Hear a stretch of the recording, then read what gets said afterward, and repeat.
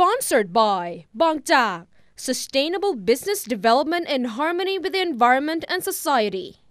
Siam Commercial Bank. Several countries are already struggling with food inflation. Meanwhile, the drought in the United States, which has already affected crop production, will likely drive up prices of animal feed and, according to the FAO official, bring up meat prices.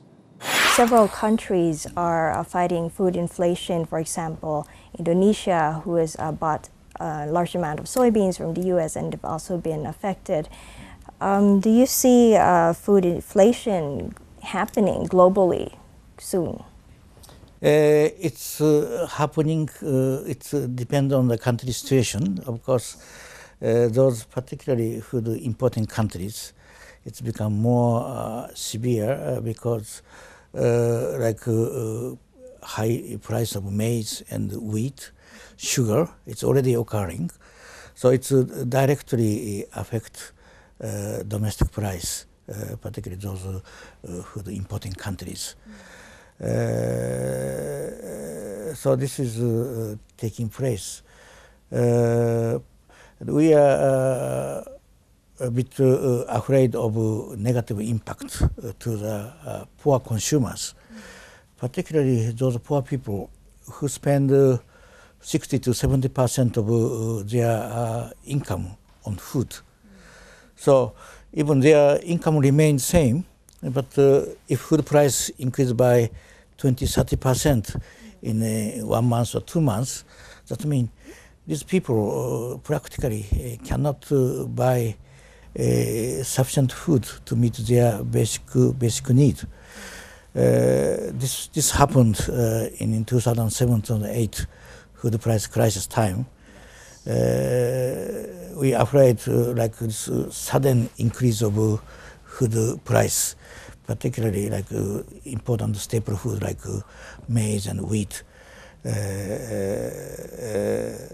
We should make sure that such poor consumers will be protected from such negative consequences.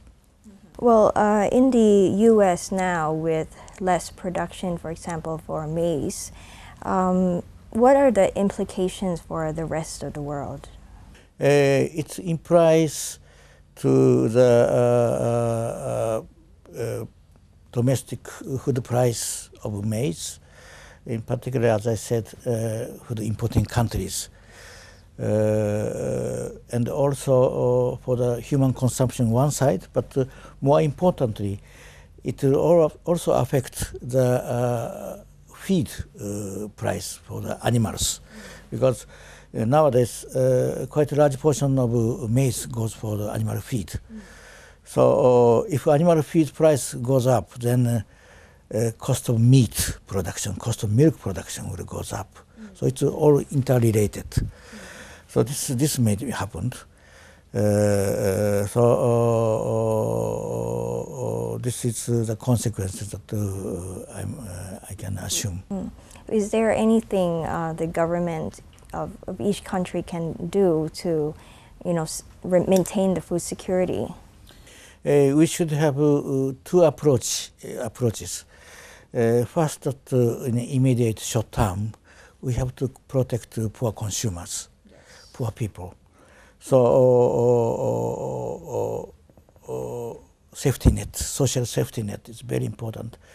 In particular, we are promoting cash voucher scheme to be provided to the poor consumers, poor people, so that poor people can exchange this cash voucher with targeted commodities. We call it conditional cash voucher scheme, so that this cash voucher will be exchanged with rice or wheat or special commodities, so that they can be safeguarded. This is one side. So we have to really protect poor consumers in one side, but in the medium to long run, we have to promote the production capacity of each country by promoting agriculture investment, and also to increase agricultural productivity and production in each country. So that is actually more sustainable long-term solutions. And both combination of short-term and medium long-term measures should take place. Food becomes such an important commodity. In the past, we thought food is available anywhere and used to be cheap. But now it's changing.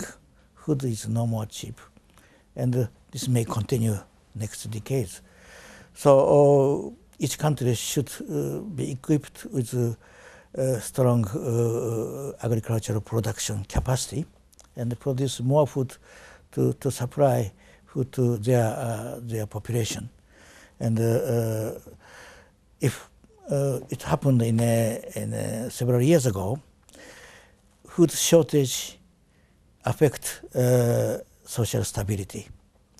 It happened in like Tunisia and Egypt and many African countries. Like food riots happened, social instability, political instability happens, and civil war occurs. So food becomes such important that we have to really voice the importance of food, importance of agriculture, and we as a consensus of all segments in the society, we really need to build up our advocacy and clear understanding of importance of food and agriculture. Are there any particular regions or countries where food security is now a main concern? We have in the world, in particularly Sub-Saharan Africa, that is one of the critical area. 1 in 3 people are undernourished. At the same time, we should also should not forget about Asia and Pacific region. Yeah, world has nearly 1 billion chronic hunger population, out of which 62% of them live in Asia and Pacific region. It is a bit surprising to many people, but Asia and Pacific region is a home of almost 2/3 of world chronic hunger population. Though Asia has been remarkable in terms of rapid economic growth in the past decades, but at the same time, the gap between the rich and poor is widening. Social inequality is also widening in many countries. This is observed not only in least developed poor countries, but also middle-income countries as well. That means rich people will get the benefit of economic growth, but poor people are often left behind of the growth, and as a consequence, the gap between rich and poor widening. Then this will affect at a time when food price increases. Poor people, though food price in general increases in the market, and society become more and more affordable to more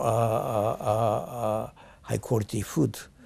But rich people have much better access, but poor people, they cannot buy sufficient food, not only in cereals, but also many other commodities. So when food price increases, they suffer. And the gap in a society, inequality in the society, makes situation worse and psychologically affect those people. Actually, it happened like Tunisia and Egypt. So this is, we find it very dangerous. So we have to really make sure that those poor people will be well protected from such negative consequences. At the same time, we need to enhance agricultural capacity, production capacity of food in each country. Let's now go back to where we were talking about rice as a staple for the Southeast Asian region. For the final question is the rice pledging scheme in Thailand, which has sent many, prices of rice exports up very high. Do you think the country is moving in the right direction with this scheme? Anyway, though at the moment Thailand's rice export is at the moment number 3 below Vietnam and India, but Thailand holds quite a large amount of stock. FAO estimates towards the end of this year, year 2012, Thailand would be able to export about 7 million metric tons of rice, which would be even higher than Vietnam and India. So you expect 7 million tons by the end of the year? Yes, that means Thailand would be able to remain as the #1 rice exporter at the end. Of course, provided that Thailand would be able to sell rice. In fact, the situation now, because new crop will be harvested very soon, October, November, December time. So the situation necessitates that Thailand have to sell the existing stock towards October. So that is what we predict. Okay, thank you so much, Mr. Konuma, for joining our program today. Thank you very much. Thank you very much.